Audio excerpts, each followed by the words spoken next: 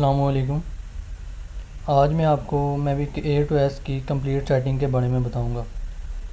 उसके लिए सबसे पहले मैंने DJI Mavic air two S को ऑन किया हुआ है और अब जो है मैं इसको अपने मोबाइल के साथ वायर को कनेक्ट करने लगा हूँ।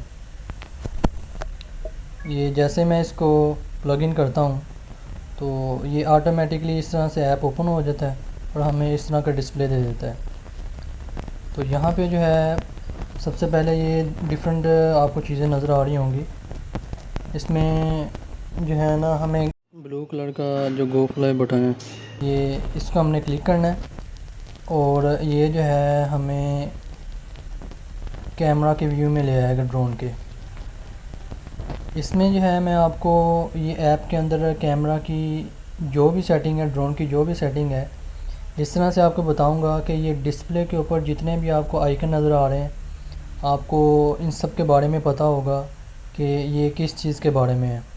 और इसके अलावा इसकी कैमरा की सेटिंग, हर चीज़ के बारे में आपको मैं इस तरह से बताऊंगा कि आपको जो है ना बहुत ही इजीली समझ आ जाएगा। अच्छा, इसमें डिस्प्ले पे मैं जो है सबसे पहले आपको इसकी ये लेफ़्ट साइड पे जो है रेड कलर का आपको बटन नज़र आ रहा होगा, इसके बारे में बताता हूँ कि ये रेड कलर का निशान का मतलब ये है कि ड्रोन के सारे सेंसर जो हैं वो ऑफ़ हैं। तो अगर मैं इसको क्लिक करता हूँ तो ये सारे का सारा ग्रीन हो गया, सेंटर से भी साइडों से भी। तो इसका मतलब ये है कि ये ड्रोन जो है बाईपास के ऊपर चला गया। ठीक है, इसके सारे सेंसर ऑन है। जब इसके सामने कोई ऑब्स्टेकल है कि फ़र्ज़ करें कोई अगर एक सामने ट्री आ गया है, दरख्त आ गया है, तो ये जो है उसके अंदर नहीं लगेगा बल्कि उसको बाईपास मतलब उसके साइड से होकर गुज़र जाएगा। ठीक है, एक ही होता है बाईपास। ठीक है, अगर इसको मैं दोबारा से क्लिक करता हूँ, ये इसके सारे सेंसर ये ऑन हो गए हैं, सेंटर में ग्रीन नहीं हो रहा। ठीक है, इसका मतलब ये है कि ये जो है अगर इसके सामने कोई चीज़ आती है तो उसको बाईपास नहीं करेगा बल्कि उसी जगह पे रुक जाएगा। ठीक है, उसके नीचे जो है अगर हम जाते हैं तो ये एरो का निशान बना हुआ है ऊपर की तरफ, अपवर्ड। इसका मतलब ये है कि अगर हमने ड्रोन को अंदर से फ्लाई करना है तो इसको हम क्लिक करेंगे और ये लिखा हुआ टेक ऑफ, इसको अगर हम दबा के रखेंगे तो ये जो है 1.2 मीटर की हाइट तक फ्लाई होगा। ठीक है, उसके नीचे आ जाते हैं हम। ये आपको लेफ़्ट साइड पे मैप नज़र आ रहा होगा। इसको अगर मैं क्लिक करता हूँ, इसको ऐसे मैंने क्लिक किया है और इसको दोबारा से ये मैं क्लिक करता हूँ तो ये सारा का सारा मैप ऑन हो गया। ठीक है, इस मैप का फ़ायदा ये है कि आप जो ड्रोन आपका आप फ्लाई करते हैं ये आपको रूट बताता है कि आपने इसको कहाँ से कहाँ तक फ्लाई किया है। मतलब फ़र्ज़ करें आपने ड्रोन को फ्लाई किया है, आपका ड्रोन कहीं पे लैंड हो गया है, तो ये जो है आपको बताएगा कि ये आपका ड्रोन कहाँ पे लैंड हुआ है। क्योंकि मेरे साथ एक मरतबा इस तरह से हो चुका है कि जब मैंने ड्रोन को फ्लाई किया तो ये एक जगह पे लैंड हो गया था, तो मैंने इसको मैप की मदद से जो है ना वो उसको ढूंढा था ड्रोन को।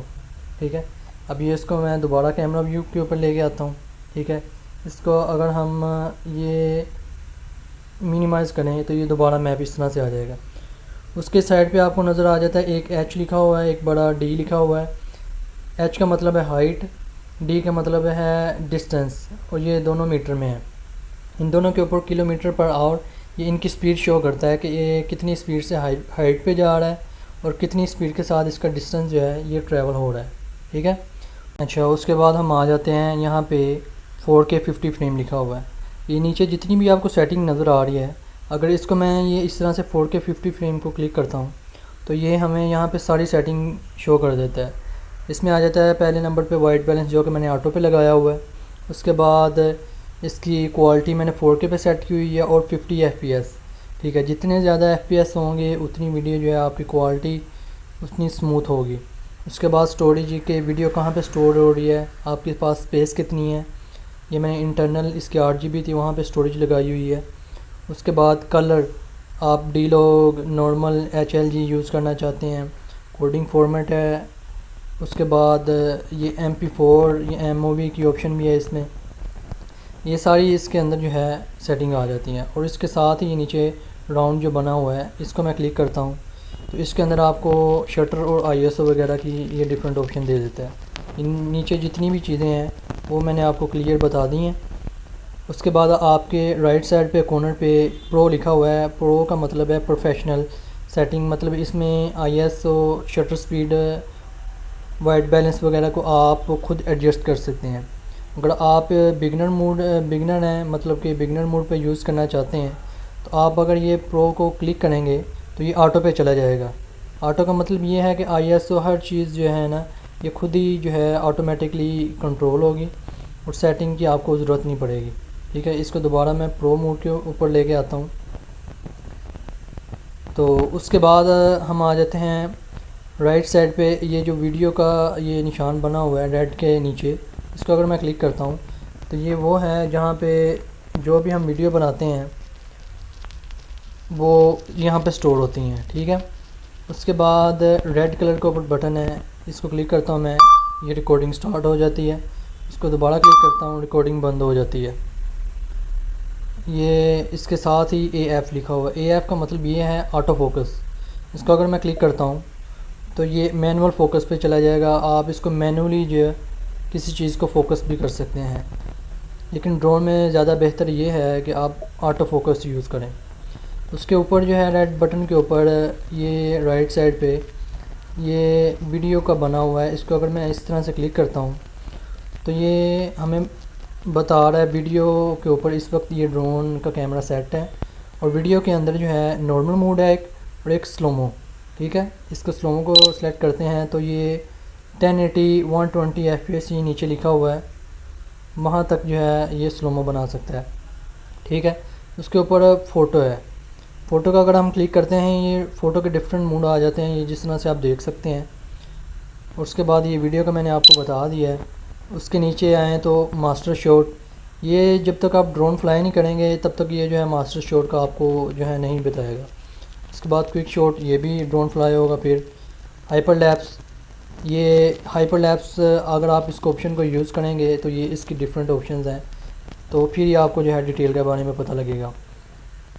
तो ये इसमें डिफरेंट ऑप्शंस आ जाती हैं, आप फ्रीली हाइपर लैप्स बना सकते हैं। ये साइड पे जो है आपको उन्होंने सैंपल भी दिया हुआ है और ये नीचे ये साइड पे इसकी ऑप्शंस हैं।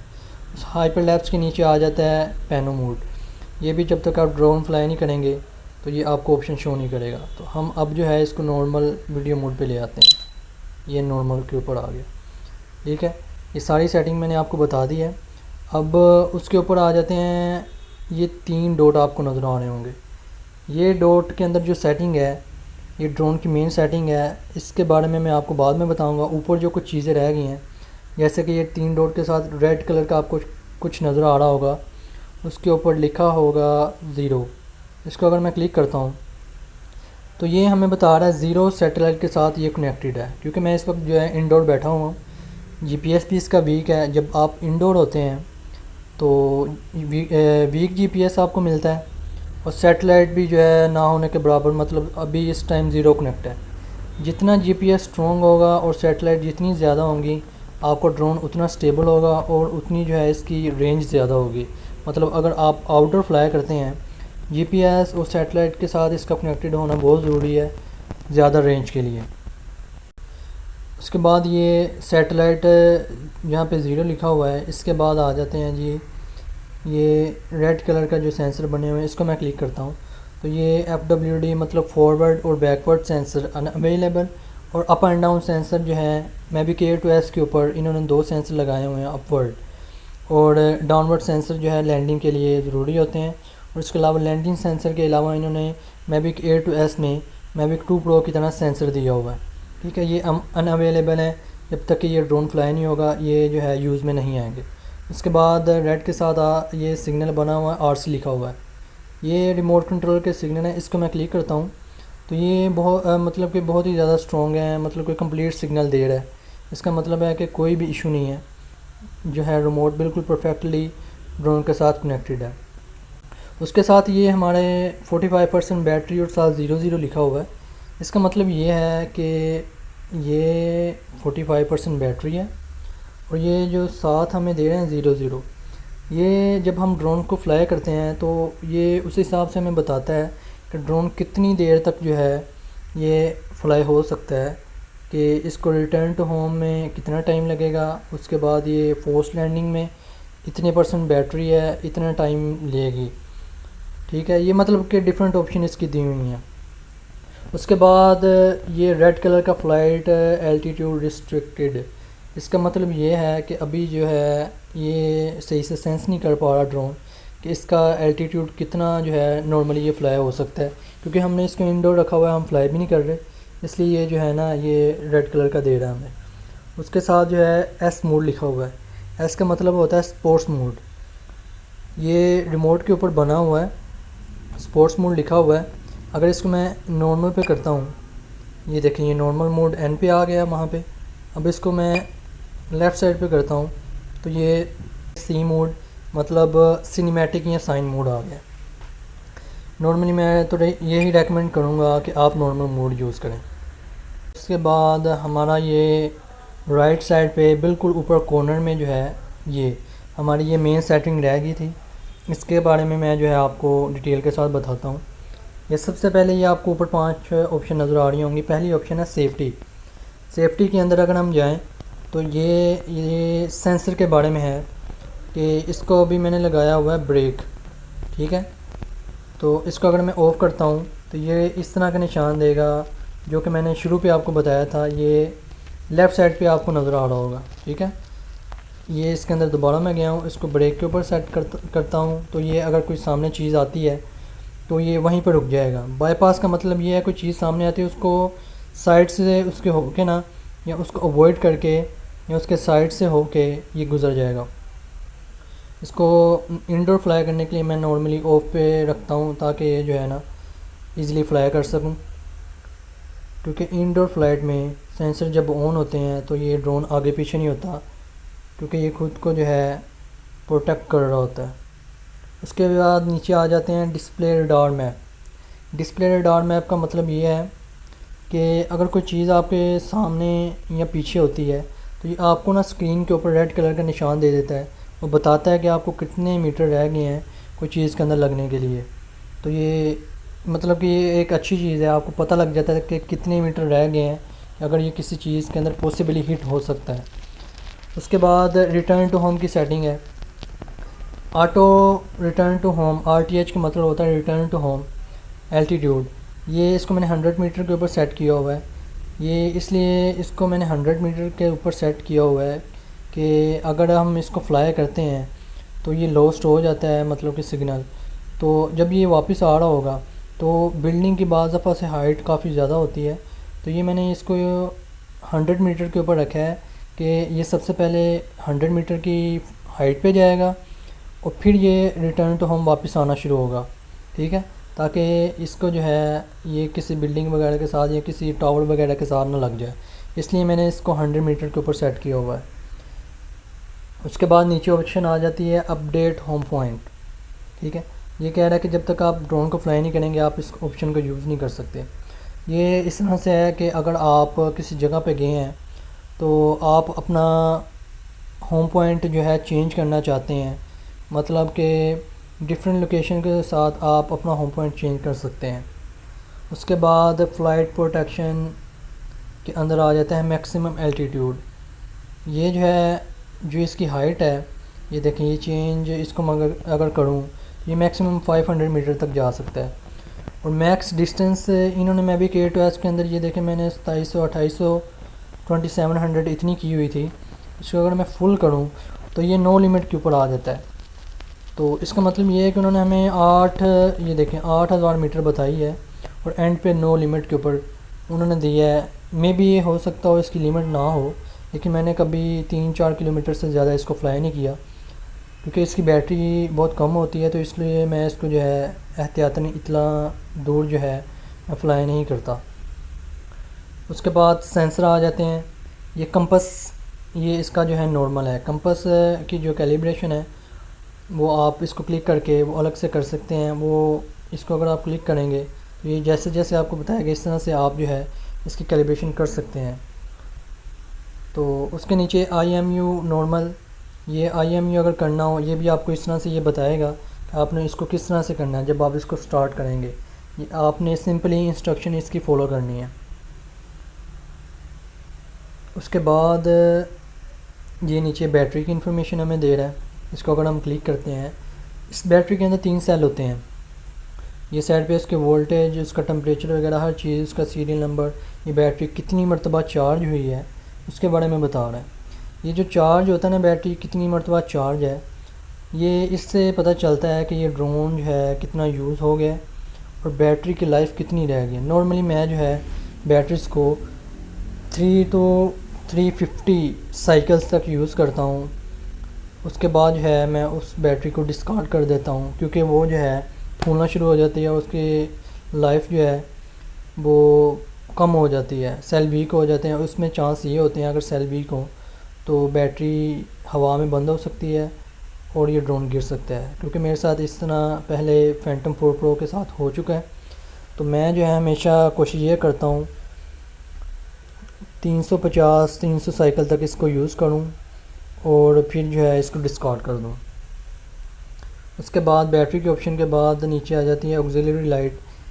ये इसके अंदर इन्होंने लाइट दी हुई है, ये अभी इसको मैंने ऑन किया हुआ है। ये इसको ऑफ़ करता हूँ तो ये ऑफ़ के ऊपर चले जाएगी। ये ऑटो का मतलब ये है कि अंधेरे में जब ये डिटेक्ट करेगा कि लाइट की ज़रूरत है तो खुद ही ऑटोमेटिकली ऑन हो जाएगी।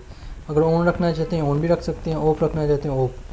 बेहतर ये है कि आप इसको ऑटो पे रखें ताकि जब भी फ़्लाइट के दौरान इसको कोई डिफ़िकल्टी हो तो ऑटोमेटिकली लाइट ऑन हो जाए। उसके बाद अनलॉक जियो जोन, ये इसमें होता है कि मतलब कि किसी एरिया में आप गए हैं तो वहाँ पे जो है आपने कोई रिस्ट्रिक्टेड एरिया है अनलॉक करना है, तो यहाँ पे जो है आपको ऑप्शन देगा, आप अपना नंबर प्रोवाइड करेंगे इंटरनेट के ज़रिए, आपको खुद ही ऑप्शन देगा और आप अपना ईमेल प्रोवाइड करेंगे, फिर आपको जो है वो स्पेसिफ़िक एरिया स्पेसिफ़िक टाइम के लिए अनलॉक कर देगा। उसके बाद फाइंड माई ड्रोन, ये देखें इसके अंदर अगर हम जाते हैं तो ये इन्होंने ऑप्शन दी हुई है कि मतलब अगर आपका ड्रोन कहीं पे किसी जगह पे लैंड हो गया, आपको नज़र नहीं आ रहा आसपास, तो आप जो है ये मैप के ज़रिए यहाँ उसको देख सकते हैं। और दूसरा ये है कि ये स्टार्ट फ्लैशिंग एंड बीपिंग, ये अगर इसको मैं क्लिक करता हूँ ये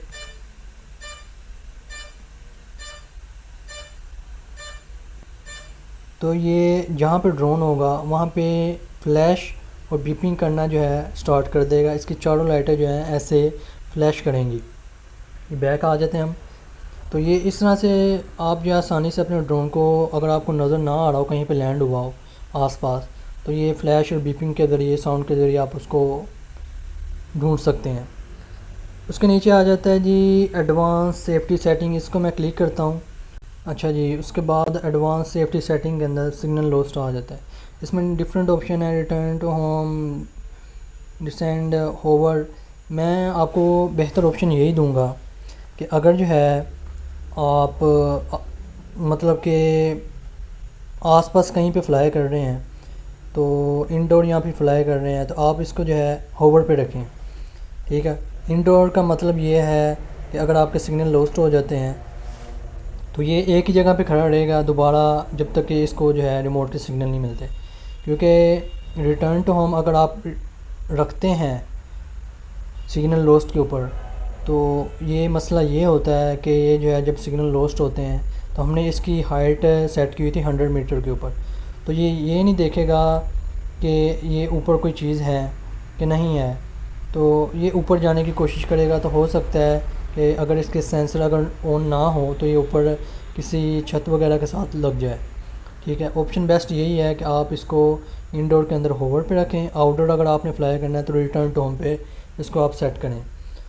और उसके बाद नीचे एमरजेंसी प्रोपेलर स्टॉप, ये नीचे ऑप्शन दी हुई है कि आप जिस तरह से आप ड्रोन को स्टार्ट करते हैं उसी तरह से आप इसको ऑफ भी कर सकते हैं। एक और ऑप्शन भी दी हुई है, एक इनवर्ड और एक आउटवर्ड, जो है आप ड्रोन को स्टार्ट भी कर सकते हैं और इमरजेंसी इसको प्रोपेलर को, मोटरों को इसको स्टॉप भी कर सकते हैं। सबसे नीचे ऑप्शन आ जाती है जी एयर सेंस। एयर सेंस ये नीचे लिखा हुआ है जी, अगर आप फ्लाई कर रहे हैं आउटडोर, तो कोई आसपास एयरक्राफ्ट आ रहा है या कोई भी चीज़ आ रही है हवा में फ्लाई हो रही है तो एयर स्पेस के अंदर, तो ये आपको जो है मैप के ऊपर या ऊपर एक ऑप्शन दे देगा कि कोई चीज़ आपके आसपास जो है ना फ्लाई कर रही है, तो आप जो है अपना ड्रोन लैंड कर लें। तो ये एक अच्छी ऑप्शन है एयर सेंस के नाम से। अच्छा जी, बैक आ जाते हैं हम इसको सेफ्टी, ये मैंने आपको कंप्लीट बता दिया सेफ्टी के अंदर क्या होता है। उसके बाद उसके बाद जो है हम आ जाते हैं कंट्रोल के अंदर। अच्छा, उसके बाद आ जाता है कंट्रोल के अंदर यूनिट्स वगैरह। तो इसमें डिफरेंट यूनिट्स दिए हुए हैं, मेट्रिक, किलोमीटर और इम्पीरियल।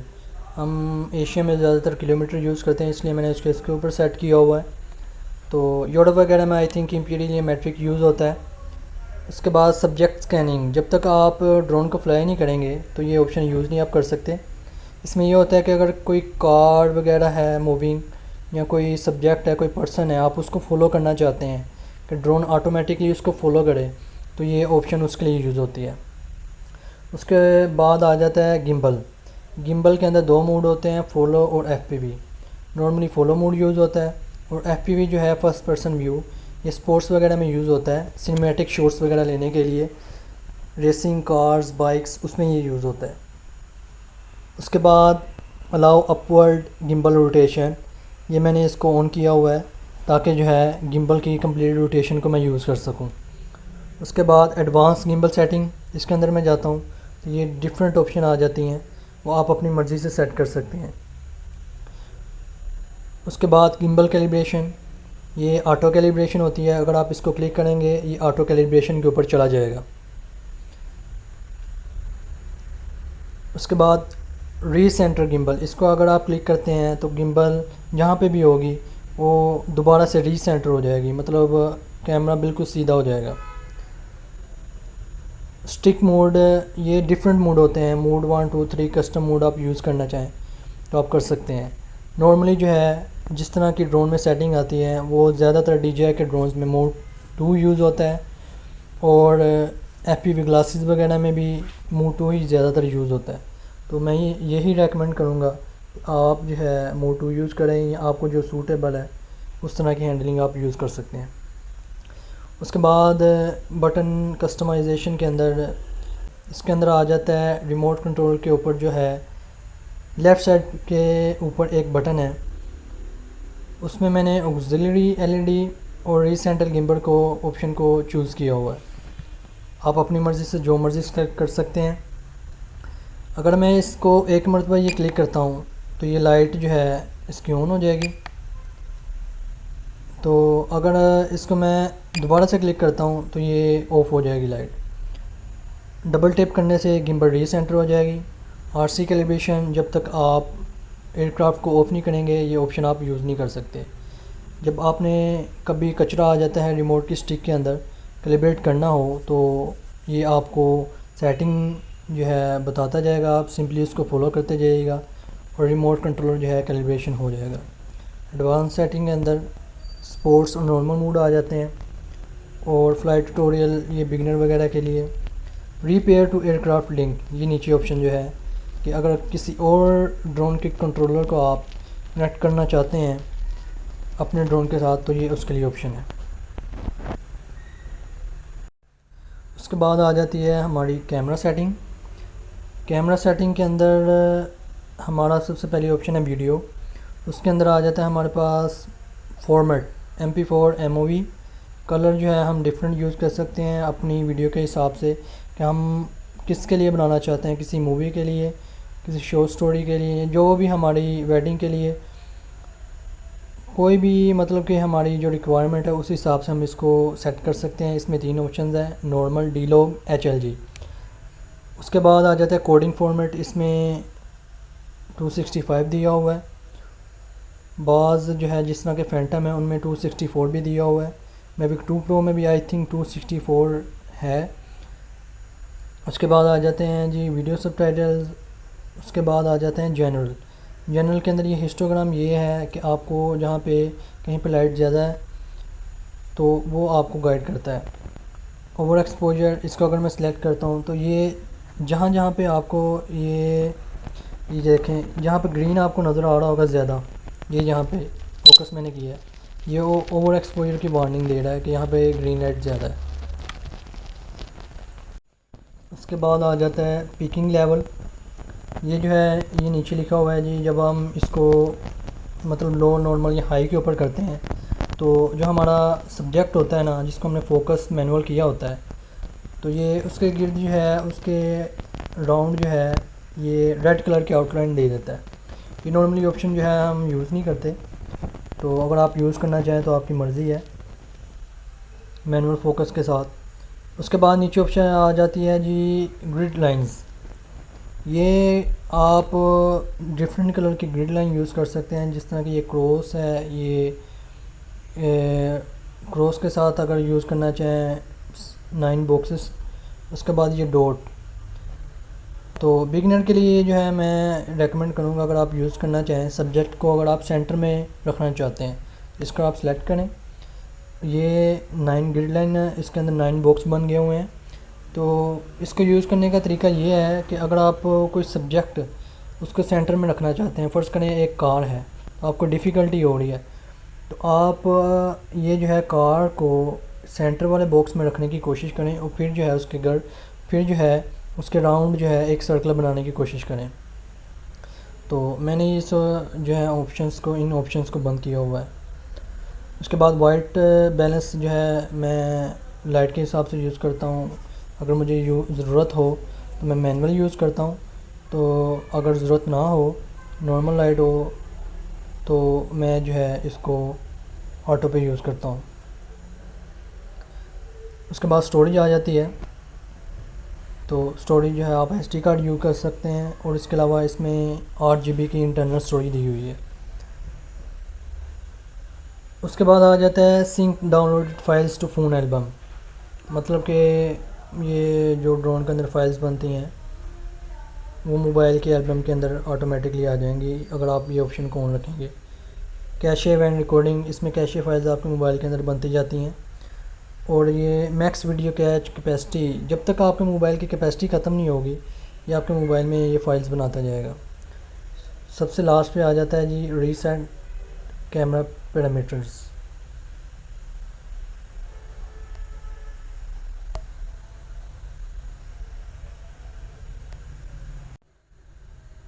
रीसेट कैमरा पैरामीटर्स के बाद ये ट्रांसमिशन, लास्ट 2 ऑप्शन रह गई हैं, ट्रांसमिशन और अबाउट।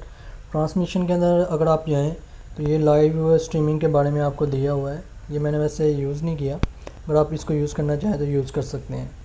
इसका यूज़ करने का एक तरीकाकार होता है, वो इतनी डिटेल में मैं नहीं जाऊँगा।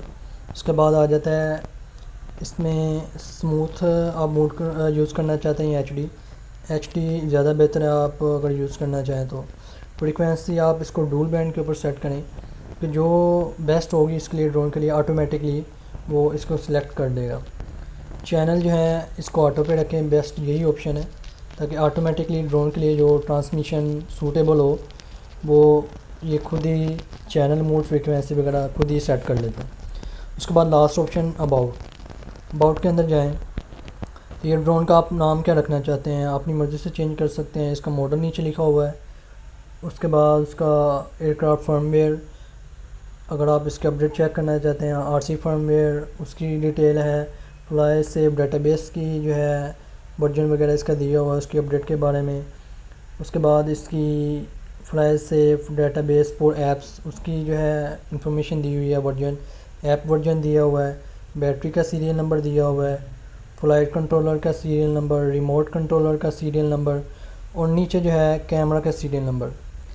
ये इसलिए दिए हुए हैं सीरियल नंबर वगैरह कि अगर आपकी कोई चीज़ लॉस्ट हो जाती है तो आप जो है इसको इसके साथ मैच करके चेक कर सकते हैं। तो ये थी इसकी कंप्लीट सेटिंग जो कि मैंने जो है आपको डिटेल के साथ बता दी है। अगर आपको कोई क्वेश्चन वगैरह हो तो आप जो है नीचे कमेंट वगैरह में पूछ सकते हैं। अगर कोई और डिटेल आपको ज़रूरत हो या आप चाहते हैं कि मैं ड्रोन्स के रिलेटेड कोई और वीडियो आपको चाहिए तो मैं जो है आपको बना के इधर अपलोड कर दूँगा। वीडियो देखने के लिए बहुत शुक्रिया। वीडियो को लाइक करें, चैनल को सब्सक्राइब ज़रूर करें। अल्लाह हाफिज़।